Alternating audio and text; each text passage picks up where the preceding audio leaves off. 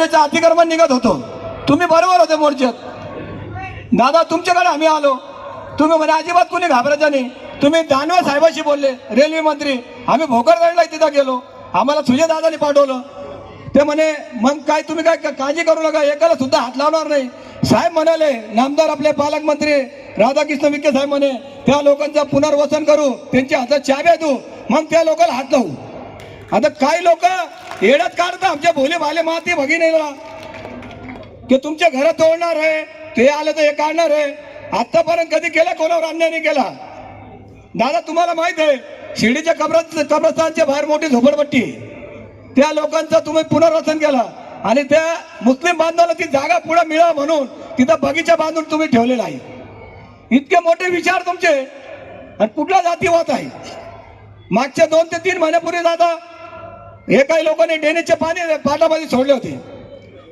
राज्य सरकारच्या माध्यमातून ते घरं काढायचं हे आलं. मी स्वतः त्या सगळ्या पाट बंधाऱ्याला राहणाऱ्या लोकांना सगळे माता भगिनी रडत होते, ते त्यांना घेऊन साहेबाकडे आलो. मी परवार नगरला साहेब दादा साहेब म्हणे अजिबात कोणी तुम्ही काय काळजी करू नका, तुम्हाला कोणी हात लावणार नाही, फक्त तुमचे ते पाणी बिनी बंद करा म्हणे. अजून काय पाहिजे आपल्याला. अनेक मोठे प्रश्न या ठिकाणी आमच्या भागवत समाजाने जागासाठी तुम्हाला निवेदन दिलेलं आहे. ते निवेदन आपल्याकडे आलेलं आहे.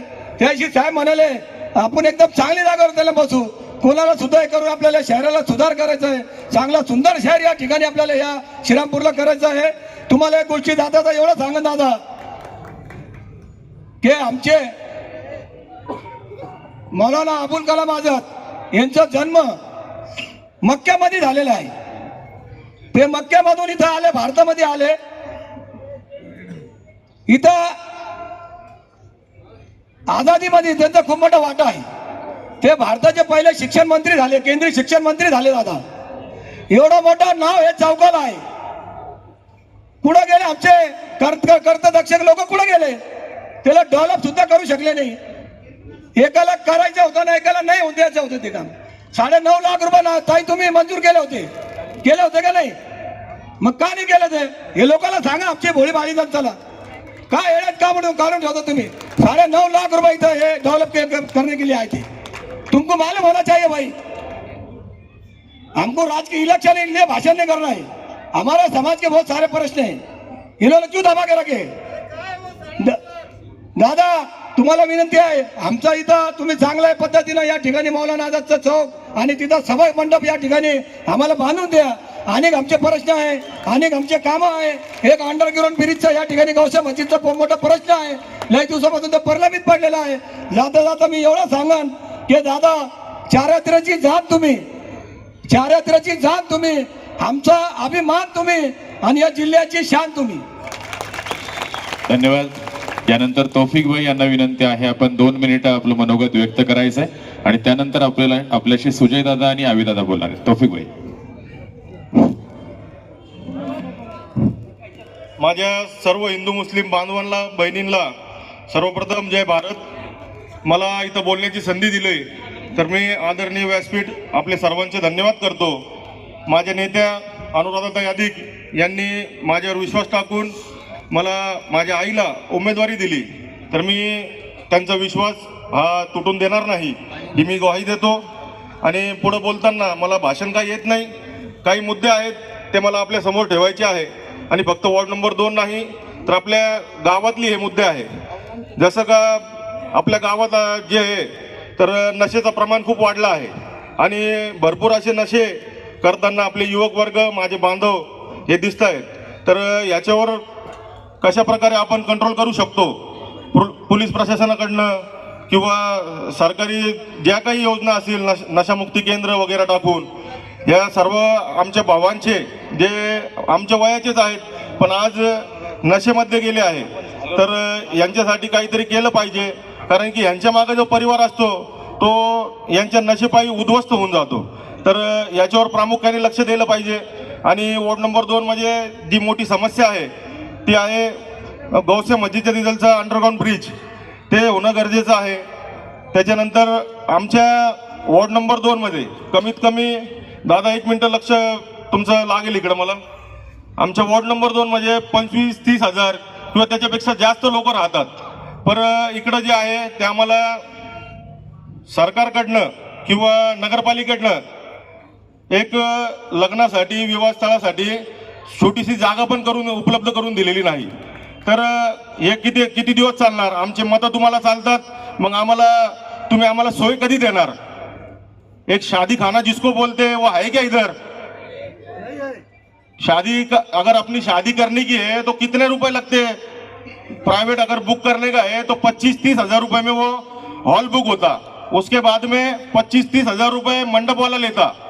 तो अगर ये सरकारी योजना में से अपने को शादी खाना बना के दिए, सर्वधर्मीय के लिए बना के दिए, 10-1 हजार रुपए में अपना काम होगा. अपने गोरगरीबी के जो शादियां है, जैसे कि वार्ड नंबर 2 को हर बार बदनाम किया जाता कि इनके रोडों पे हमेशा मंडप रहते, ऐसा रहता, इनकी हल्दी रोडों पे होती. तो फिर तुम हमारे को शादी खाना बना के दो ना, हम उधर बनाएंगे ना हमारी शादी. अक्सर हमारी शादियां रोडों पर होती, तो उसका जवाब कौन देगा? अब 40 साल से मैं थोड़ी सत्ता में बैठे था. ये बोलने को, पेपरबाजी करने को अच्छा लगता है इनको कि ये लोग सब रोड पैक कर देते, ये लोग सब इनके प्रोग्राम रोडों पे होते, तो हमारे बच्चे रोडों पे खेलते, तो उनको ओपन प्लेस किधर है? क्या ओपन प्लेस की ये बच्चों को जरूरत नहीं है? इनके स्टडी के लिए इनको कोई जगह उपलब्ध करके दिए क्या? ये सारे सवालात जो सबके दिलों में है, वो मैं 2 मिनट बोलना चाहता, 2 मिनट ज्यादा वक्त लगेगा. पर ये अगर गलत बात होंगी तो मुझे हाथ करके बोल दो कि आप बैठ जाओ, गलत बोल रहे. ये हर एक हमारे आम नागरिक का, आम शहरी का ये सवाल है कि वार्ड नंबर 2 के साथ में ये दूजा भाव क्यों? एक छोटा सा सरकारी दवाखाना नहीं दे सकते? यहाँ पे रोज के रोज कमाकर खाने वाले लोग हैं, अगर वो हॉस्पिटल में जाता है तो उसकी 500 रुपए एक टाइम में फीस चली जाती. अगर सरकारी दवाखाना हमारे यहाँ पर आएगा, 150-200 रुपए में हमारा काम बनेगा, तो ये इनको चलता नहीं क्या? तो ये सब चीजें जो है अभी दादा और सुजय दादा इनके सामने बोलने की जरूरत इसलिए है कि आप लोग इसमें ध्यान डालिए. और ये जो हमारी छोटी छोटी मांग है, आपके नजर में ये बिल्कुल छोटी छोटी मांग है, पर हमारे लिए ये बहुत बड़ा काम है. तो ये सब चीजों पे नजर डालते हुए आप वार्ड नंबर 2 को आगे कैसा लेकर जाएंगे, इसके ऊपर ध्यान दो. जो रास्ते वगैरह है और बहुत सारी बातें हैं, और बहुत सारी बातें हमने मीटिंग में दादा को बोली है, वो अपने भाषण में सब बोलेंगे. मैं ज़्यादा वक्त नहीं लूँगा, बस इतना बोलूँगा क्या जो भी उम्मीदवार आपके सामने आए हैं उनको ज़्यादा से ज़्यादा वोट दे के जितवा दे. दुआ में याद रखना. धन्यवाद. यानंतर नगराध्यक्ष पदाचे उमेदवार श्रीनिवास बिहाणी.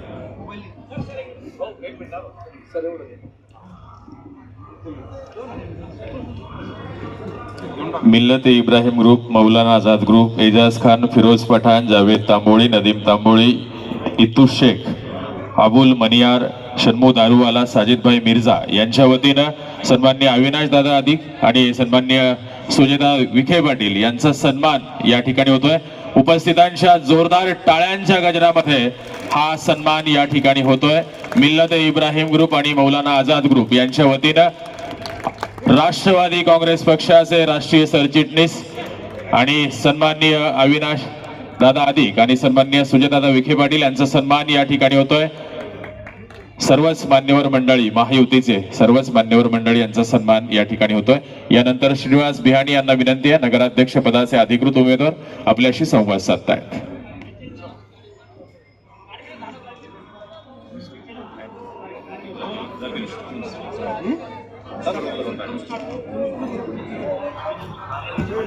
सगळ्यांना विनंती आहे, आता आपण समोर स्थानापन्न व्हायचं आहे.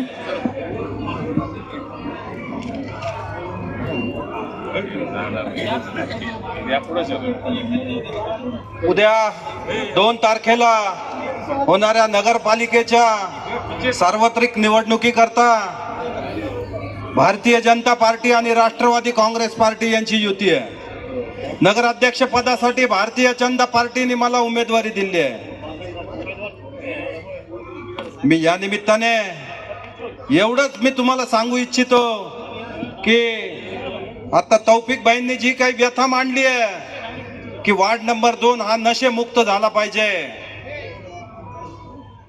वार्ड नंबर 2 मध्ये सर्व सुख सुविधा आल्या पाहिजे, हे खरं आहे, परंतु जे 40 वर्ष सत्तेत होते त्यांनी फक्त तुमच्या मताला वोट बँक म्हणून समजलं आणि तुमच्या मताचा वापर करून फक्त सत्ता उपभोगली आहे.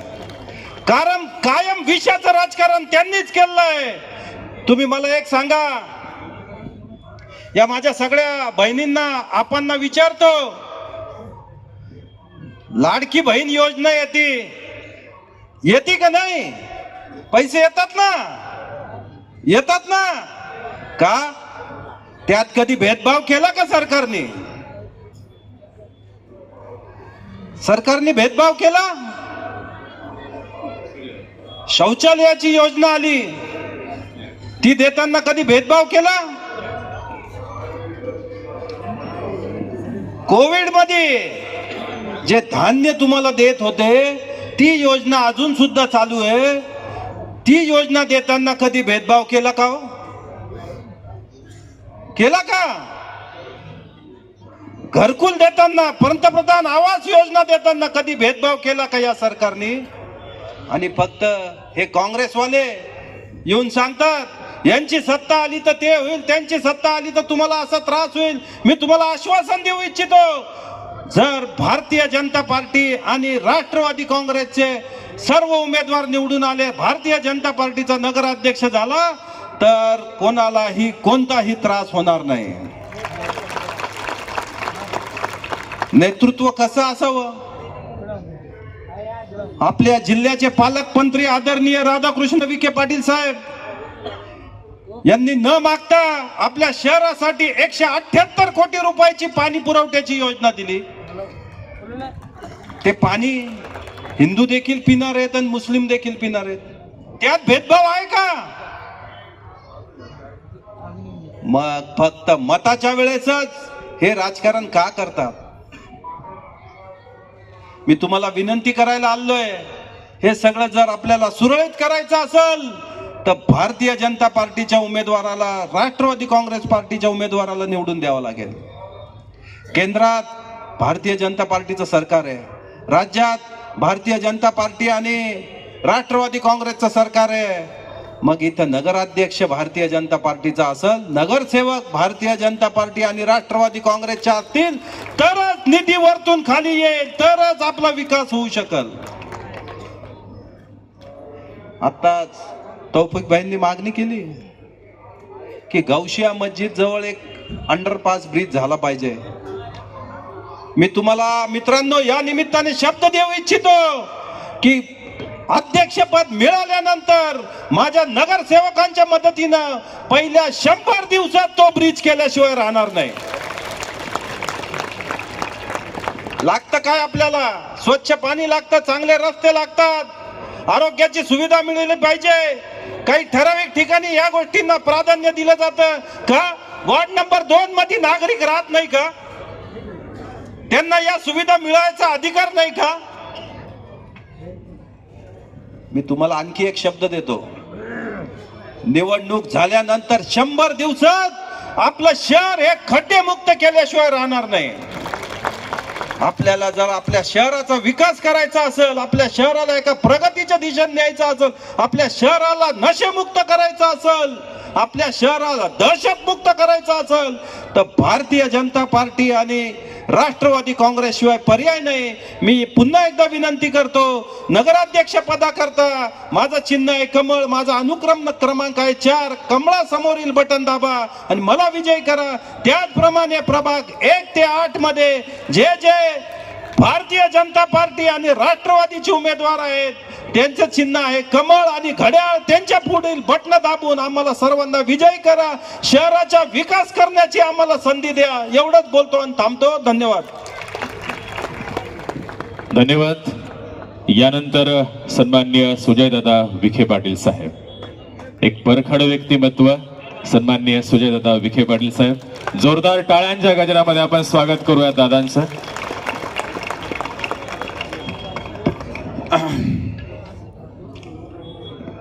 टाइगर अभी, टाइगर अभी, टाइगर अभी. आज श्रीरामपूरच्या नगरपालिकेच्या महायुतीच्या भारतीय जनता पार्टी राष्ट्रवादी काँग्रेस युतीच्या प्रचारार्थ आयोजित असलेल्या या सांगते सभेला उपस्थित असलेले आमचे सहकारी सन्माननीय अविनाशजी अधिक साहेब, आपल्या नगराध्यक्ष पदाचे उमेदवार माननीय श्रीनिवासजी बियाणी, माजी नगराध्यक्षा माननीय अनुराधाताई अधिक, माननीय संजय भाऊ फंड, आपल्या या सगळ्या प्रभागामधले आमचे सर्व सन्माननीय उमेदवार, व्यासपीठावर सर्व सन्माननीय मान्यवर नितीन भाऊ दिनकर, दीपक भाऊ पठारे, आलेले सर्व आमच्या माता भगिनी, समोर बसलेले तमाम आमचे या प्रभागामधले आणि परिसरामधले आलेले ग्रामस्थ, सन्माननीय पत्रकार आणि मित्रांनो, काफी देर से मैं सोच रहा हूं कि कोई हिंदी में भाषण क्यों नहीं कर रहा।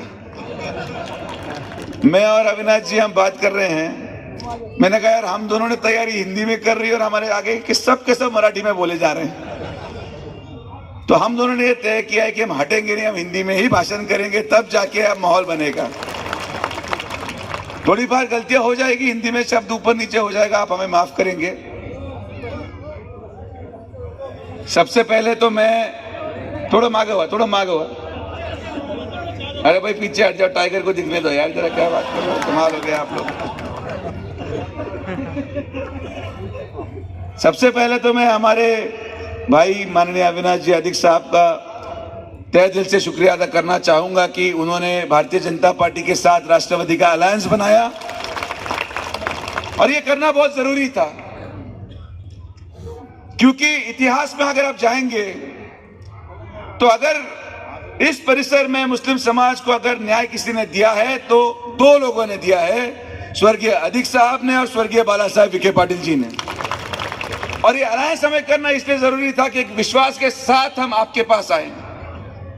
दूसरा मैं शुक्रिया अदा करना चाहूंगा हमारे माजी नगर अध्यक्ष माननीय अनुराधाताई अधिक जी का, जिन्होंने ये तय किया कि अगर श्रीरामपुर का विकास होना है, श्रीरामपुर को अगर आगे बढ़ना है और मुझे अगर रुकना पड़े, तो उन्होंने अपना दिल बढ़ा करके नगर सेवक पद के लिए अर्जी भरी, और इसीलिए ये युति हो पाई। इसीलिए मैं आपके सबके माध्यम से अनुराधाताई का देखिल तहे दिल से शुक्रिया अदा करना चाहूंगा।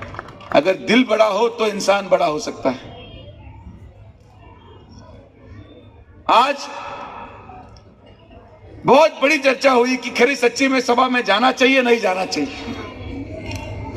हमारे भारतीय जनता पार्टी के लोग इसी बात को पिछले एक हफ्ते से चर्चा में ला रहे थे, और मुझे सवाल उठा कि क्यों नहीं जाएंगे। मैंने कहा बाकायदा जाएंगे, और सिर्फ जाएंगे नहीं, यहां का हर वोट कमल को भी दिखा के लेके आएंगे, यह भी मैं बता के आया हूं। यह बदलाव हमें हमारे इस एरिया से शुरू करना है, हमारे इस प्रभाग से शुरू करना है। मुझे आज यहां पे आए हुए सब नागरिकों से एक सवाल पूछना है कि क्या मिला है हमें कांग्रेस को वोट देके।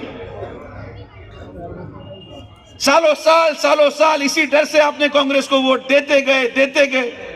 क्या मिला? बेरोजगारी, नल में आज तक साफ पीने का पानी नहीं आया, गटर ढंग से नहीं बहती, बीमारी हर जगह फैल रही है। दिक्कत यह नहीं है कि कांग्रेस को अपने वोट देते गए, दिक्कत यह है कि कांग्रेस वाले आपका वोट पे उनका अधिकार मानते हैं। कांग्रेस वालों का यह मानना है कि कुछ भी हो जाए, इस बार नगर परिषद में मुस्लिम समाज हमारे पीछे खड़ा है तो हम जीतेंगे ही जीतेंगे। ये गलतफहमी आपको 2 तारीख को वोट डाल के दूर करनी है। आपको इस इलेक्शन में बताना है कि हम किसी पक्ष के पीछे नहीं है, हम विकास के पीछे रहेंगे।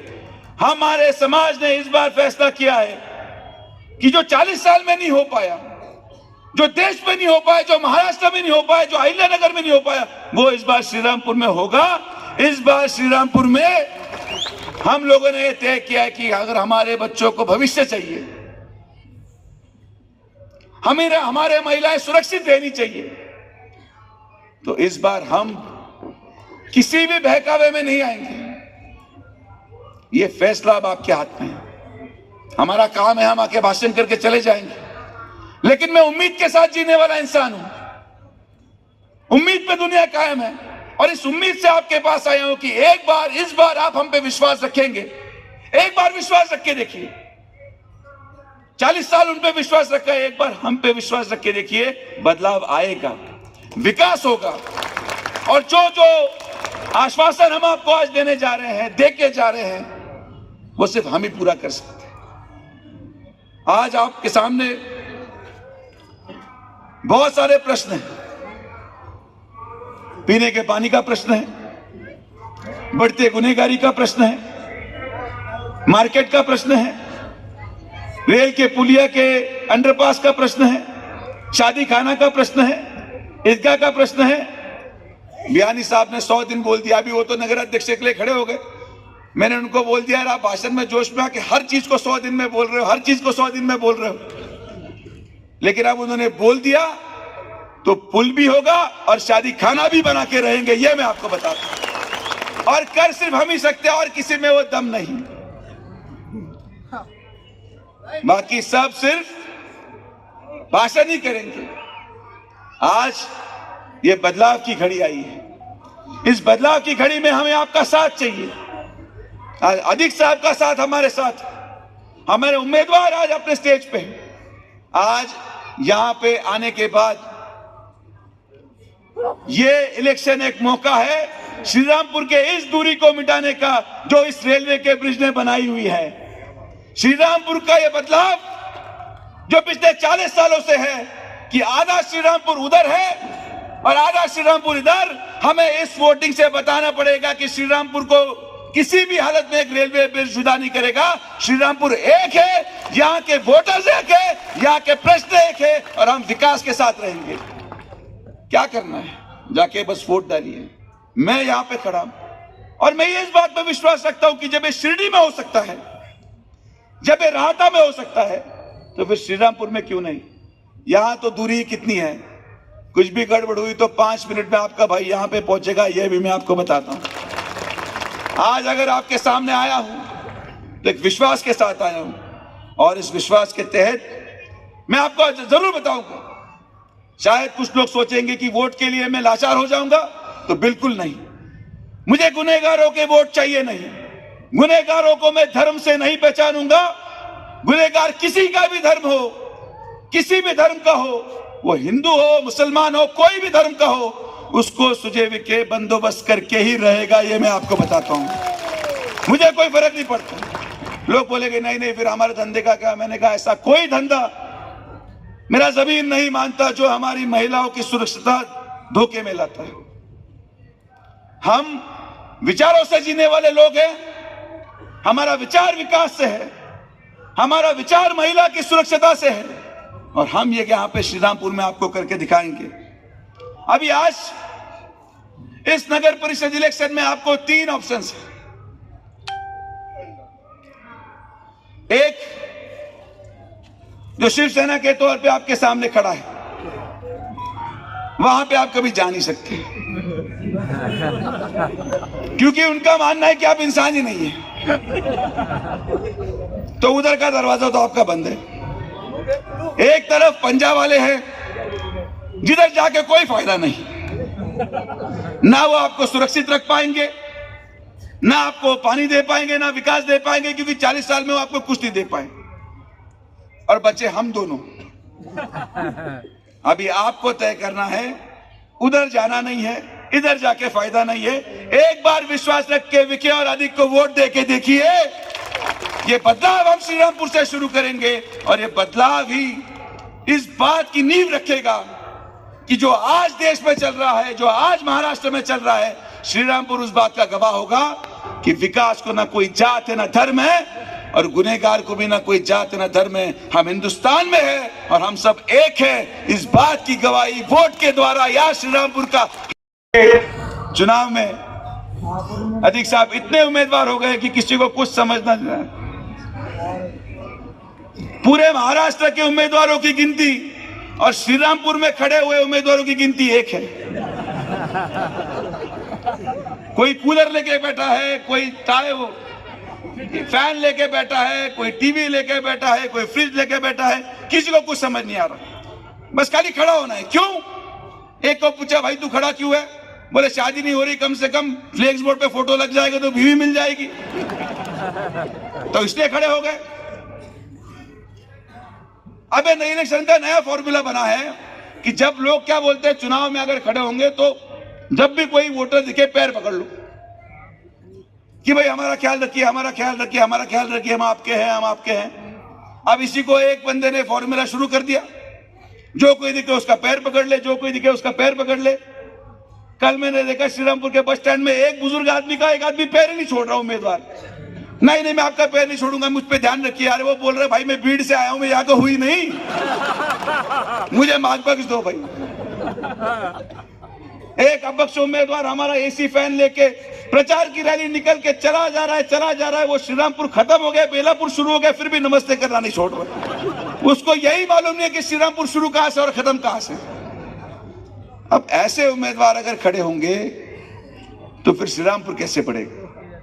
श्रीरामपुर को बढ़ाना है तो हमें भी एक कदम आगे बढ़ाना पड़ेगा। आप एक कदम आगे बढ़ाइए, हम 2 कदम आगे बढ़ाएंगे, ये मैं आपको विश्वास देता हूं।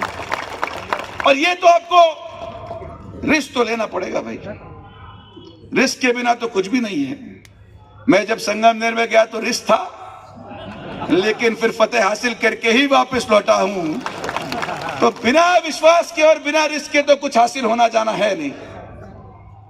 अभी 40 साल आंख बंद करके वोट डाला, एक बार आंख खोल के वोट डाल के देखिए क्या होता है।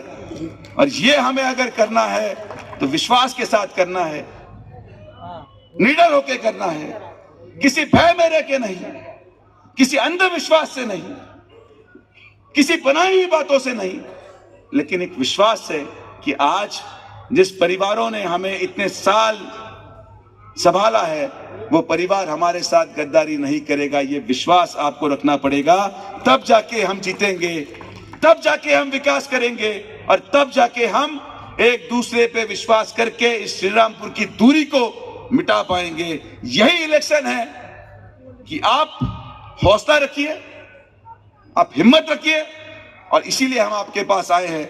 और अंत में मैं हर बार अपना भाषण शेर व शायरी से खत्म करता हूं, तो मैं वो एक शेर पेश करके मैं अपना भाषण खत्म करूंगा।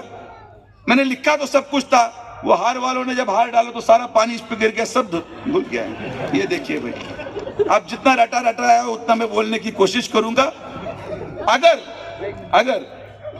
अगर किसी वजह से मेरे शब्द गलत हो जाए तो आप मुझे माफ करना, शायद कोई शब्द ऊपर नीचे भी हो सकता है, थोड़ा सा उर्दू थोड़ा सा हिंदी, बड़ा कॉम्प्लेक्स सिचुएशन है। कि श्रीरामपुर का विकास का नारा दिल से निभाया जाएगा, श्रीरामपुर का विकास का नारा दिल से निभाया जाएगा। अब की बार खिलेगा कमल, बदलाव दिखाया जाएगा। खत्म होगी गुंडागर्दी, अमन का परचम लहराएगा। खत्म होगी गुंडागर्दी, अमन का परचम लहराएगा। मैं यहाँ पे आए आप सबका बहुत बहुत शुक्रिया, धन्यवाद। जय हिंद, जय महाराष्ट्र। धन्यवाद। ताज्या बातम्यांसाठी आणि नवनवीन अपडेट्ससाठी SRB न्यूजला सबस्क्राईब करा आणि बेल आयकॉनला प्रेस करा।